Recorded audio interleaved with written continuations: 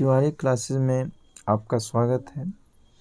आज आप अलंकार धारणा का विकास के अंतर्गत व्यतिरेक अलंकार को सुन रहे हैं। दंडी की व्यतिरेक परिभाषा भामह की परिभाषा से किंचित भिन्न होने पर भी तत्वतः उससे मिलती जुलती ही है। भामह ने इसमें उपमान से उपमेय आधिक्य वर्णन स्पष्टतः स्वीकार किया था। दंडी ने वह तत्व प्रकारांतर से प्रतिपादित किया है। उनका कहना है कि जहाँ प्रस्तुत एवं अप्रस्तुत में वाचक शब्द के द्वारा सादृश्य का अभिधान होता हो अथवा वाचक शब्द के अभाव में सादृश्य की प्रतीति होती हो, वहाँ वैशिष्ट प्रतिपादनार्थ दोनों में भेद कथन अर्थात वैधर्म्य का प्रतिपादन किया जाना व्यतिरेक अलंकार है। दंडी के व्यतिरेक उदाहरण के परीक्षण से स्पष्ट हो जाता है कि उपमान तथा उपमेय में कहीं वैधर्म्य मात्र का कथन होता है तथा कहीं भेद कथन से उपमेय का उपमान से अधिक सिद्ध होता है। काव्यादर्श के टीकाकार पंडित नृसिंहदेव शास्त्री ने दंडी के व्यतिरेक लक्षण का सारांश उपमान से उपमेय का आधिक्य वर्णन माना है। अप्रस्तुत से प्रस्तुत के आधिक्य वर्णन की धारणा भामह की धारणा से अभिन्न है।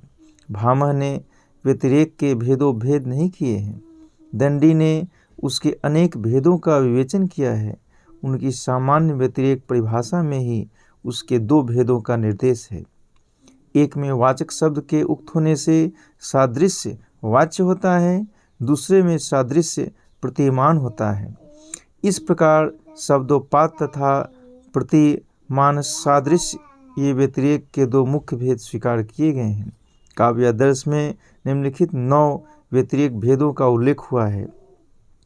एक व्यतिरेक, उभय व्यतिरेक, श्लेष व्यतिरेक, साक्षेप व्यतिरेक, सहेतुक व्यतिरेक, प्रतिमान सादृश्य व्यतिरेक, शाब्द सादृश्य सदृश्य सव्यतिरेक, प्रतिमान सादृश्य सदृश्य व्यतिरेक तथा सजातीय व्यतिरेक।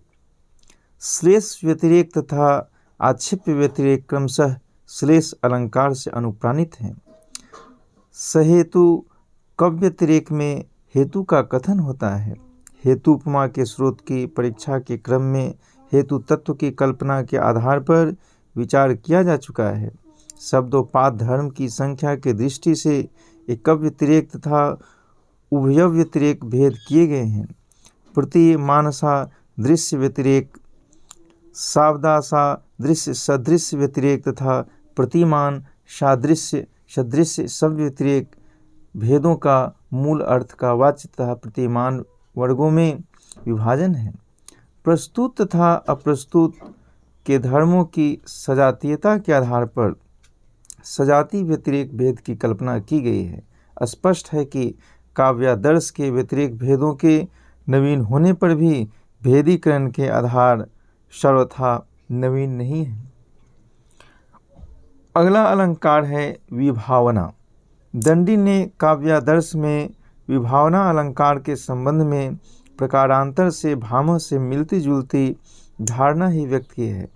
दंडी के अनुसार किसी कार्य के लोक प्रसिद्ध कारण को छोड़ अन्य कारण का उल्लेख किया जाना अथवा उसका किसी कारण के बिना स्वाभाविक रूप में होने का वर्णन किया जाना विभावना है। यह धारणा भामह की क्रिया के प्रतिषेध में भी फल के सद्भाव विषयक धारणा से किंचित मात्र ही भिन्न है। अगला अलंकार है समासोक्ति। दंडी ने समासोक्ति लक्षण में शब्द भेद से भामह की अप्रस्तुत प्रशंसा संबंधी मान्यता को ही प्रस्तुत किया है। दंडी के अनुसार इसमें अप्रस्तुत के कथन से प्रस्तुत अर्थ की व्यंजना होती है।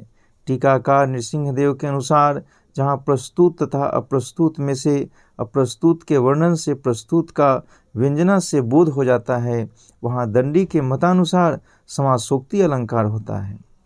परवर्ती आचार्य मम्मट आदि ने अप्रस्तुत वर्णन से प्रस्तुतार्थ की व्यंजना में अप्रस्तुत प्रशंसा अलंकार माना है। भामह ने भी अप्रस्तुत प्रशंसा अलंकार की परिभाषा में ऐसी ही धारणा व्यक्त की है। इस प्रकार भामा के अप्रस्तुत प्रशंसा अलंकार का स्वरूप लेकर दंडी ने उसे समासोक्ति नाम से अभिहित किया और अप्रस्तुत प्रशंसा के स्वतंत्र लक्षण की कल्पना कर ली। अप्रस्तुत अर्थ के वर्णन से प्रस्तुत अर्थ की व्यंजना का आधार उक्त तथा अनुक्त अर्थों के लिए समान विशेष का प्रयोग है। विशेषण प्रयोग के वैचित्र्य की दृष्टि से दंडी ने समासोक्ति के 4 भेद स्वीकार किए हैं। पहला है कार्य लिंग विशेषण घटिता समासोक्ति, दूसरा है श्लिष्ट विशेषणा समासोक्ति, तीसरा है श्लिष्टाश्लिष्ट विशेषणा समासोक्ति तथा चौथा है अपूर्व समासोक्ति। प्रथम में समान कार्य वर्णन से प्रस्तुतार्थ की व्यंजना होती है। भामह की सामान्य अप्रस्तुत प्रशंसा परिभाषा में भी इस भेद की कल्पना के लिए अवकाश था। द्वितीय तथा तृतीय भेदों की कल्पना में भामह की श्लिष्ट धारणा का अवलंब लिया गया है। अंतिम में पूर्व धर्म का उपादान न कर विपरीत धर्म का वर्णन किया जाता है। वैपरीत्य धारणा के आधार पर इस भेद की कल्पना की गई है। अगला अलंकार है अतिशयोक्ति। दंडी की सामान्य अतिशयोक्ति धारणा भामह की तद्विषयक धारणा से अभिन्न है। काव्यादर्श में उसके निम्नलिखित भेद सोदाहरण विवेचित हैं: संशयातिशयोक्ति, निर्णयातिशयोक्ति तथा आश्रयाधिक्यातिशयोक्ति। प्रथम 2 भेदों में संशय एवं निर्णय मूलाधार हैं। संशयोपमा तथा निर्णयोपमा के स्रोत के विवेचन क्रम में हम संशय एवं निर्णय की धारणा के उद्भव पर विचार कर चुके हैं। आश्रयाधिक्य वर्णन दंडी की अपनी कल्पना है। वस्तुतः इस भेद की पृथक कल्पना आवश्यक नहीं। आश्रय की विशालता के वर्णन से आश्रित के अधिक की व्यंजना इसमें होती है। अतिशयोक्ति के सामान्य लक्षण में ही वस्तु के लोक सीमातिवर्ती अधिक वर्णन पर बल दिया गया है। अतः इस नवीन भेद की कल्पना का आधार भेदीकरण का आग्रह मात्र है। अगला अलंकार है उत्प्रेक्षा। भामा की उत्प्रेक्षा धारणा को ही दंडी ने अधिक स्पष्ट शब्दों में प्रस्तुत किया है।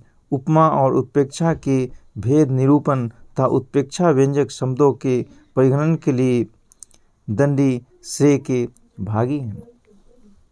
आशा करता हूँ आपको यह ऑडियो पसंद आई होगी। हम नेक्स्ट वीडियो तुरंत लाएंगे। तब तक के लिए बहुत बहुत धन्यवाद।